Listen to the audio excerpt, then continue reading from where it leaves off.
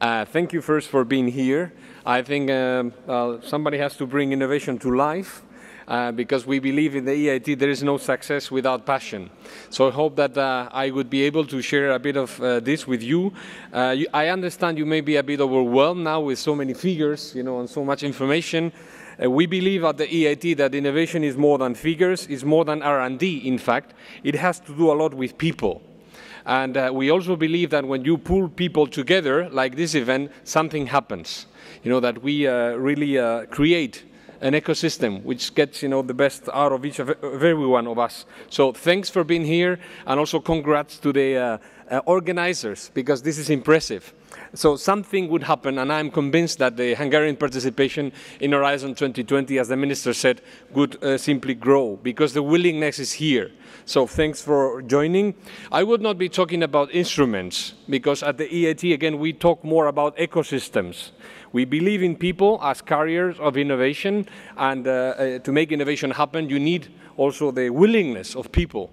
So this is, I hope, what I would be sharing with you, and it obviously nicely complements other instruments of the Horizon 2020, which are more focusing on the research side, on the finance side, etc.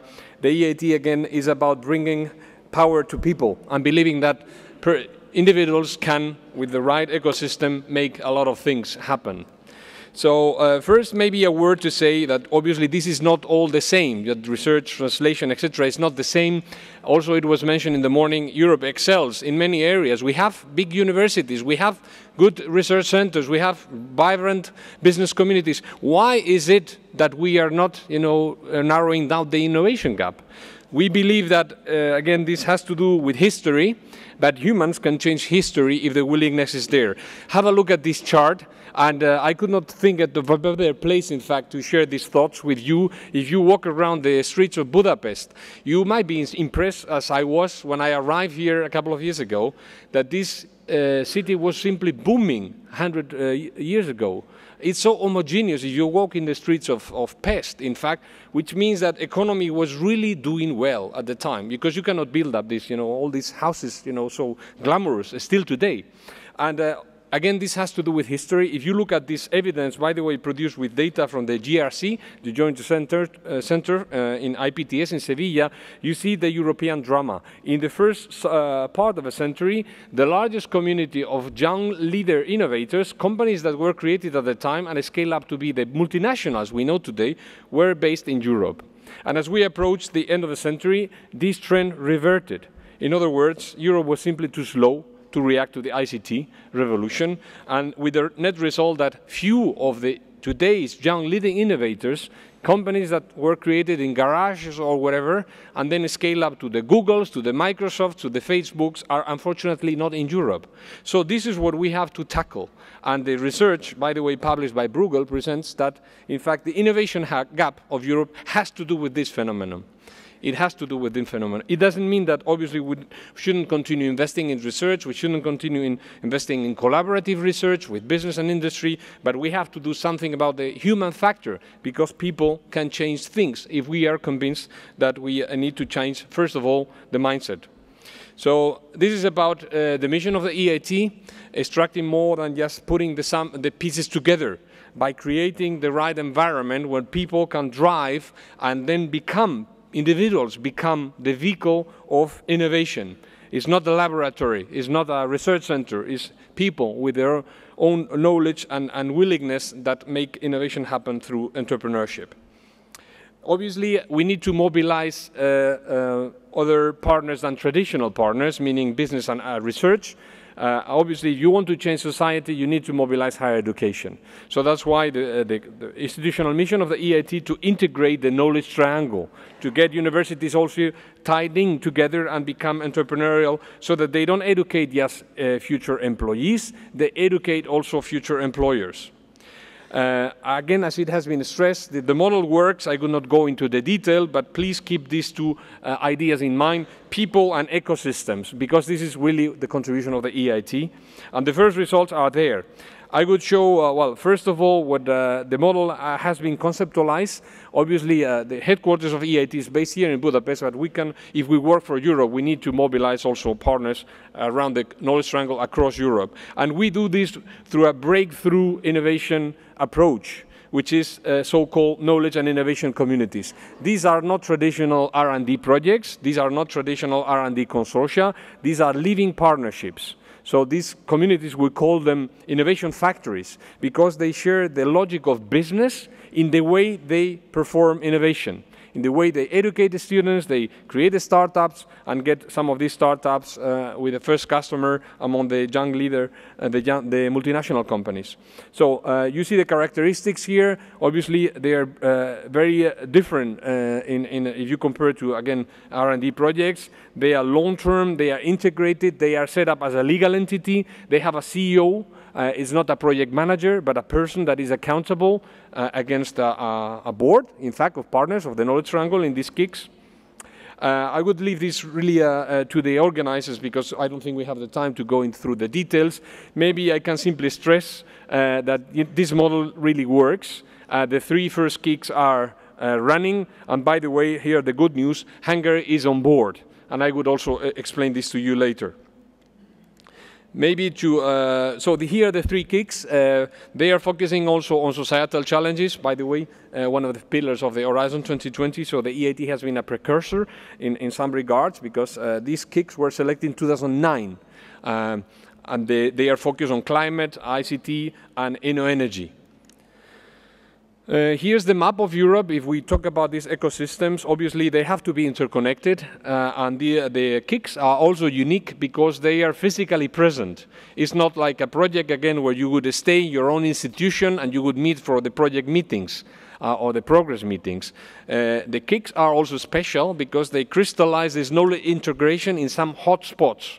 We call them co-location centers, where the students and entrepreneurs can talk to professors, can talk to business people, and you see this coalition then forming with not just the codified or the explicit knowledge, but the tacit knowledge which only people can bring around.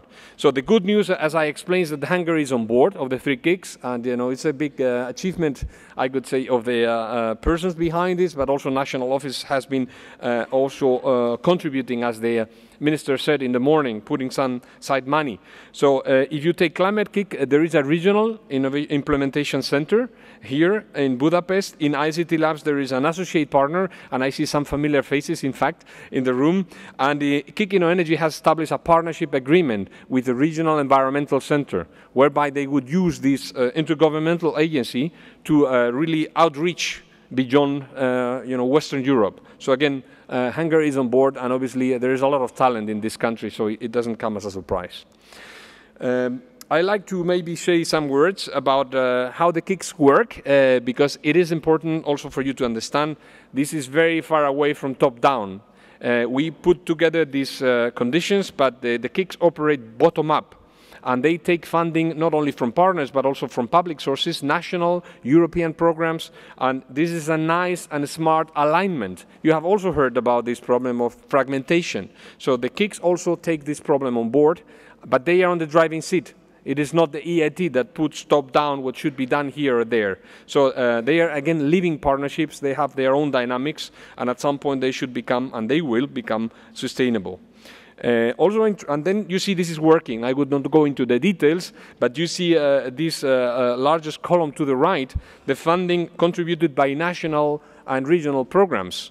The fact is that today, €1 contributed by EIT aligns €3 from national and regional sources. And there is no big bureaucracy behind. It's happening because simply the value proposition of the KIC is interesting. So in other words, national governments, certainly the Hungarian government, but others, are giving their trust to these KICs to neutrally broker these programs and make something out of them altogether. The second message is about the obsession of the EIT, impact. Because for us, a success is not the implementation of a project or yes, the carrying out of an R&D collaboration is really impact. And there is a very structured monitoring system whereby, by the way, the funding allocated every year to the KICs is conditional upon the achievements of the KICs on previous years. And we measure this performance by indicators. And the results are already there. I mean, the EIT is still a young organization. The same is true for the KICs. These are still startups, but we are encouraged by the number of achievements we have registered already. Think about the education component, the number of students going through the programs, the graduates, the ideas incubated, more than 100 startups already. So these are very good numbers, in fact. And obviously now we want to establish a program of studies and research that could take these outputs and translate it into jobs and growth. Because, again, this is a must for the EIT. We are output and impact oriented. I'd like to conclude by sharing some words about the future, because if Europe has a future, it has to do certainly with innovation, and hence the EIT should also play its part. The Horizon 2020, as you have been presented already, would be the hosting space for the EIT. It would be an integral part of the main flagship of Europe for research and innovation through the societal challenges pillar. And we would do so, again, by focusing on people and encouraging individuals to also bring their courage and not only their knowledge to make things change. Well, I think it has been also stressed. Hopefully something of what we have been doing makes sense, because the EIT would receive hopefully an 8-fold increase of its budget. So I think this speaks for itself. You could not get this support if you wouldn't have interesting value proposition. And here are the figures that would allow us to scale up the 3 current KICs and also to put in place 5 more new KICs. And these are the themes. I will not go into the details. Some of the people here are very familiar. No surprise, they are very well aligned with the societal challenges that have been presented before, but we would do this in phases. So next year, in fact, early next year, we would publish a call for another 2 KICs. In 2016, another 2. And after the midterm evaluation, that 5th one is conditional, eventually a 5th one. So the portfolio of the EIT would grow from 3 up to 8 in the end of the decade. And you have here the timeline. Again, I will not go into the details. Watch out, follow our web. It's everything about 2014. So every 14th of the month, something would be happening. And we would be publishing the call early next year. And there would be, again, an info day here in Budapest for all interested parties. I don't have the time to really go into this. I think I would stress what I already said about impact, how important this is. Also, the criteria for the future KIC call is not yet in the public, but it would become very public very soon. So again, I think I can only just encourage people here in the room to really follow up and accompany us in the journey, because, you know, coming back to the starting point, the EIT is a demonstration of political will to approach innovation differently by focusing on people. So again, everybody here has possibly something to contribute, and you know, we will only make this happen if we believe in it. So we are strong believers that Europe has a lot to say, and that there is a future to narrow down this gap. So the future is about these current KICs, the future KICs, and EIT has to work as an institute for Europe. This is very important. We work with the KICs, but we work for Europe. So I brought about also 2 references to conclude with. First, a publication we did last year about the catalyzing effect of the KICs. And we have just recently published, and I think this is good news also for the Commission, a study about the synergies that these KICs, the 3 current KICs, have been establishing with different programs, both at European level and national level. So this publication is yet uploaded to our web, and you can possibly investigate that the whole makes sense. And the EIT certainly will try its best to do so. Thank you for your interest and time. And again, the message is here, accompany us in the journey, because innovation is a journey. You don't know what's coming up, but if you believe you have a future, I think something would happen. So thanks again for joining today and listening to me. Thank you.